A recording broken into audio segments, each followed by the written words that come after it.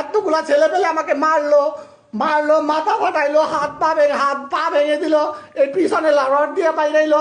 এটার কি আমরা কোনো বিচারই পাবো না? কিছু হলে বলে গিয়ে দেশ ছেড়ে ইন্ডিয়া চলে যা। কেন? দেশ কি আমাদের নয়? দেশের জন্য কি আমার বাপদারা যুদ্ধ করেনি? আমাদের তো অনেক আত্মীয় স্বজনকে তারা যুদ্ধের সময় মেরে দিয়েছে। যুদ্ধের আগে শুনেছি আমার দাদুর কাছ থেকে রায় হয়েছে, সেই রায়ের সময় আমাদের অনেক দাদু ঠাকুমাকে সবাইকে তারা মেরে দিয়েছে।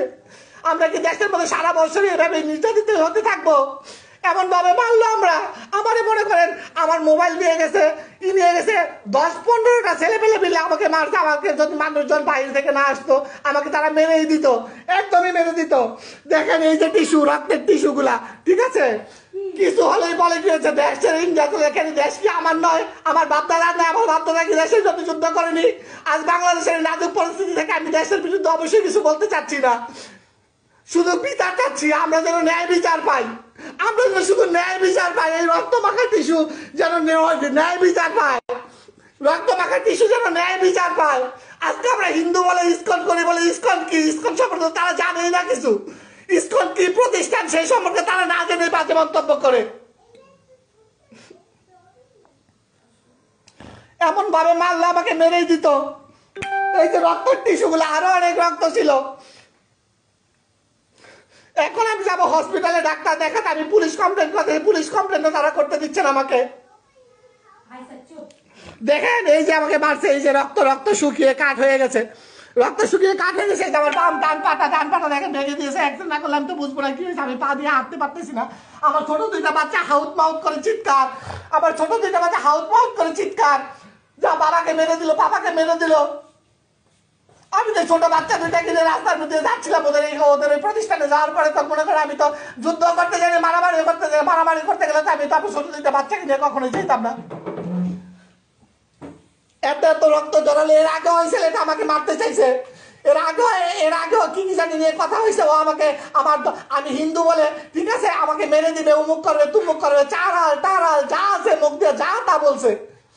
আর এই বাচ্চাগুলোকে, এতিমখানার বাচ্চাগুলোকে আমি মনে করেন এনে বাসাতে কি যত্ন করে যে খাওয়াই। যখন যা চাই আমি তখন যতটুকু সাধ্য অনুযায়ী তাদের দেওয়ার চেষ্টা করি।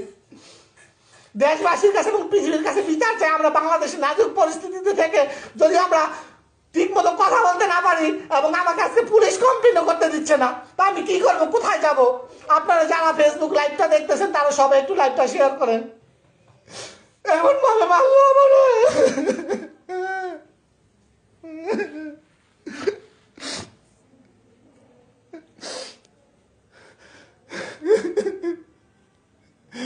তাড়াতাড়ি ব্যাগটা গুছাই দাও, হসপিটালে যাবো।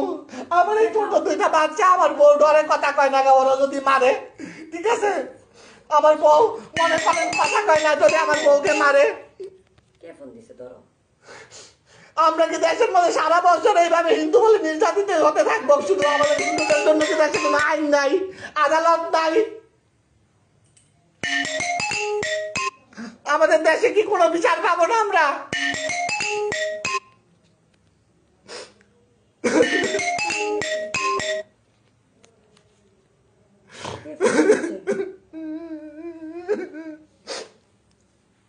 দেখেন এই রক্ত মাখা টিস্যু, এই রক্ত মাখা টিস্যু বিচার চাই। আমরা যুদ্ধের জন্য আমাদের বাপ দাদা ঠাকুর দাদারা প্রাণ দিয়েছেন।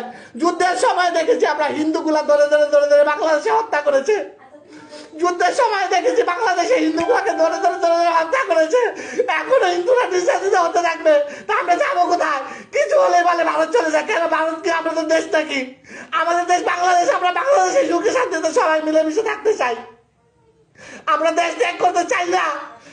যদি বাধ্য হয়ে আমরা হয়তো আমাদের দেশ ভারত হয়তো আমাদেরকে আশ্রয় দিতে পারে, কিন্তু আপনারা বাবারা যাবেন কোথায়? আপনারা যারা এত ই করতেছেন ভারত চলে যাবে, আপনারা সবাই যদি হিন্দুরা ভারত চলে, আপনারা নিজের নিজে তো যুদ্ধ করে মরে যাবেন ভাই। তো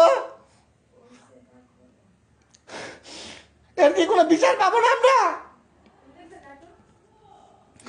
এর কি কোনো বিচার পাবো না আমরা বাংলাদেশে? কিছু হলেই বলে আমরা সনাতন ধর্ম, আমরা বলে ভারতের দালাল বালার ভারতের কেন আমরা ভারতের হতে যাব? আমরা বাংলাদেশি, আমরা বাংলাদেশে সবাই মিলেমিশে হিন্দু মুসলিম বৌদ্ধ খ্রিস্টান সবাই